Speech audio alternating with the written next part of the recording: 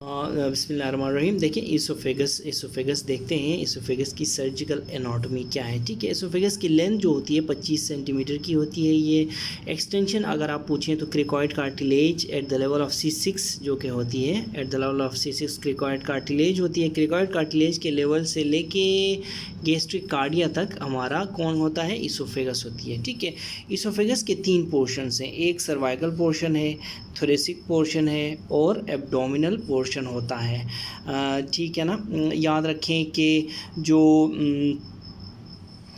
Diaphragmatic जो piercings हैं oesophagus 10th thoracic vertebra से होके at the level of 10th thoracic vertebra से होके एब्डोमिन में पहुंचता है। At the level of 10th thoracic vertebra में इसोफेगस के साथ वेगस भी होती है। ठीक है ना।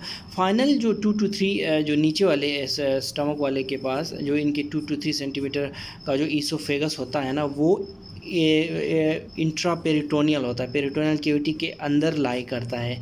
ये आपने याद रखना है। ठीक है, स्फिंक्टर्स की बात करें तो इसोफेगस के 2 स्फिंक्टर होते हैं, एक अपर स्फिंक्टर, एक लोअर स्फिंक्टर।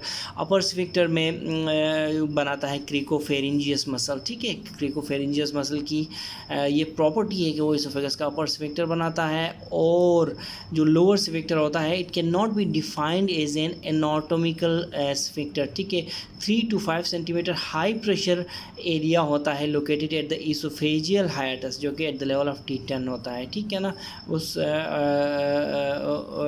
डायफ्राम में जो T10 के लेवल पे इसोफेजियल हाइटस होता है उस पॉइंट को हम lower sphincter of the oesophagus कहते हैं। ठीक है ना। इसोफेगस जो है it is held loosely in the hiatus. इस T10 के लेवल पे जो डायफ्राम का हाइटस होता है उस जगह में oesophagus is held loosely by fascial thickening, जिसको हम क्या कहते हैं, फ्रीनो इसोफेजियल लिगामेंट बोलते हैं। तो ये फ्रीनो इसोफेजियल लिगामेंट जो है एट द T10 वाले हाइटस के पास इसोफेगस को लूजली होल्ड करता है।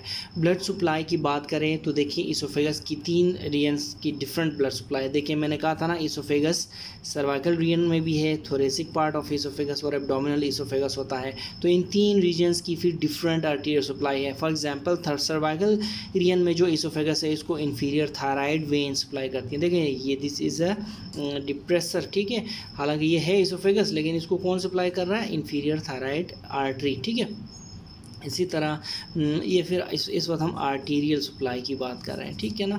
अच्छा, उसके बाद देखें कि जो थोरेक्स है, थोरेसिक इसोफेगस है उसको ब्रोंकियल आर्टरीज सप्लाई करती हैं और number 2 branches from the thoracic aorta supply करती हैं। उसके बाद जो एब्डोमिनल इसोफेगस है उसको इंफीरियर फ्रेनिक आर्टरी सप्लाई करती है, ब्रांच ऑफ एब्डोमिनल एओर्टा होती है। इंफीरियर फ्रेनिक आर्टरीज है, ब्रांच ऑफ एब्डोमिनल एओर्टा, याद रखें। ठीक है ना, ये मैं आपको दिखाता हूँ। ये देखें, ये एब्डोमिनल एओर्टा है, यहाँ से सबसे पहले कौन निकलता है, इंफीरियर फ्रेनिक आर्टरी निकलती है। ठीक है। अच्छा, उसके बाद दूसरा जो एब्डोमिनल जो सप्लाई है एब्डोमिनल इसोफेगस की वो है left gastric artery. Left gastric artery is a branch of coeliac trunk. तो ये पूरी की पूरी आर्टीरियल सप्लाई है इसोफेगस की। ठीक है ना।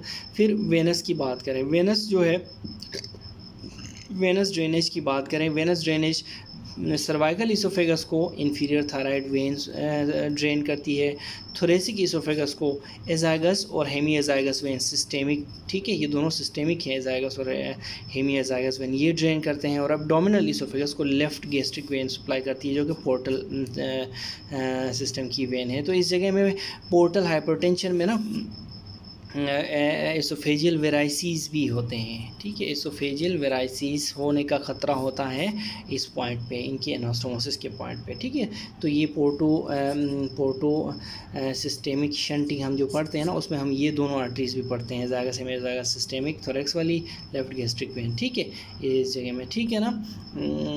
तो ये आपने वेनस सप्लाई और आर्टीरियल सप्लाई याद रखनी है। अब अगर बात करें हम इसोफेजियल कंस्ट्रिक्शंस की। ठीक है, इसोफेजियल कंस्ट्रिक्शंस जो हैं, इसोफेजियल कंस्ट्रिक्शंस 4 जगहों पे इसोफेगस कंस्ट्रिक्ट रहता है, कंस्ट्रिक्ट होने का खदशा होता है इसोफेगस का। कौन कौन सी जगह हैं ये, at the junction of oesophagus and pharynx, ये यहाँ पे ये कंस्ट्रिक्ट हो सकता है। और दूसरा in the superior mediastinum where oesophagus is cross by arch of aorta, इस जगह में ये कंस्ट्रिक्ट हो सकता है। और इस तरफ पोस्टीरियर मीडियस्टिनम में where it is cross by left main bronchus, इस जगह में ये क्रॉस हो सकता है। और in the posterior mediastinum at the hiatus oesophageal hiatus of the diaphragm T10 के लेवल पे ये यहाँ पे कंस्ट्रिक्ट। तो ये 4 कंस्ट्रिक्शंस हैं जहाँ इसोफेगस के, ठीक है, क्योंकि इसोफेगस फ्लेक्सिबल होता है, कोलैप्स्ड होता है रहता है ये, ठीक है। तो इन जगहों में कंस्ट्रिक्शंस भी होती हैं। फॉर एग्ज़ाम्पल देखें, अगर कोई जो चलें इसको रहने दें, ठीक है। अच्छा, आंतुस हाइएटस थे, आंतुस मीडियस्टिनम थे, आंतुस सिलियक ट्रंक थे, यानी पूरी ट्रकेशो दोबारा रिपीट किया। तो अच्छा, कंस्ट्रिक्शंस के क्या क्लिनिकल सिग्निफिकेंस है? क्लिनिकल कंसिक्वेंसेस इन कंस्ट्रिक्शंस के ये होते हैं कि जो स्वेलोड ऑब्जेक्ट होती है ना, वो लॉज होती है इन कंस्ट्रिक्शंस पे, ठीक है। एक स्वेलोड ऑब्जेक्ट है वो डिफरेंट इसोफेगस के कंस्ट्रिक्शंस पे आके लॉज हो सकती है। उसके बाद जो इंजेस्टेड कोरोसिव्स है ना, वो ऐसे सीधे सीधे आते हैं, लेकिन कंस्ट्रिक्शन वाली जगह में ऐसे रुक जाते हैं, स्लो हो जाते हैं। स्लो होके जब स्लो होते हैं ना कोरोसिव इस जगह में, किसी भी कंस्ट्रिक्शन में स्लो होता है तो उस जगह में डैमेज भी ज़्यादा करता है। ये भी क्लिनिकल सिग्निफिकेंस है इन कंस्ट्रिक्शंस की। इसके अलावा एंडोस्कोप के लिए देखें, ऐसे एंडोस्कोप डालते हैं तो एंडोस्कोप के लिए भी थोड़े थोड़े मसले क्रिएट करते हैं ये कंस्ट्रिक्शंस। तो ये क्लिनिकल सिग्निफिकेंस है कंस्ट्रिक्शंस की, ठीक है।